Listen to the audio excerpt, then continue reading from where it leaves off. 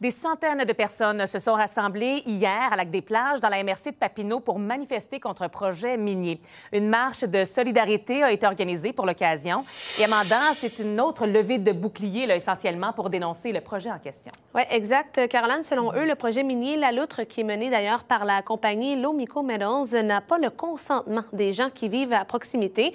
C'est d'ailleurs un projet qui est situé directement dans un corridor de biodiversité entre l'Outaouais ici et le Parc national de Mont-Tremblant, dans les Laurentides.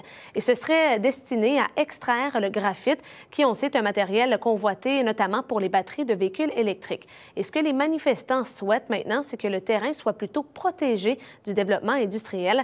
Il y a donc près de 450 citoyens quand même de plusieurs municipalités concernées par le projet minier qui ont pris part à la marche hier. Ça serait environ la grosseur du Mont-Royal dans la ville de Montréal. Et puis le parc de résidus miniers, ça serait, imaginez-vous, environ 13 stades olympiques de résidus qu'on installerait là, en plein milieu de la nature. Alors quand on dit destructeur, la poussière, la lumière, le risque de contamination des eaux, la flore, la faune serait très impacté. On pomperait l'eau des lacs avoisinants pour s'approvisionner en eau, pour traiter le minerai. Et puis le minerai serait traité avec des produits chimiques et du diesel. La mobilisation grandit. Puis c'était ça le message qu'on voulait passer à la ministre par cette marche-là.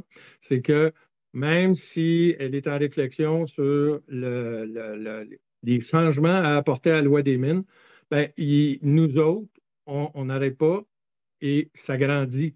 Alors, il faut que les modifications soient importantes parce qu'on ne se contentera pas de miettes, là. Et il y a d'ailleurs une résolution d'opposition au projet minier La Loutre qui a déjà été adoptée par le conseil municipal à Lac-des-Plages. Reste à voir maintenant, Caroline, si tous ces efforts pourront éventuellement porter fruit. Oui, à suivre. Merci beaucoup, Amanda. Bonne soirée.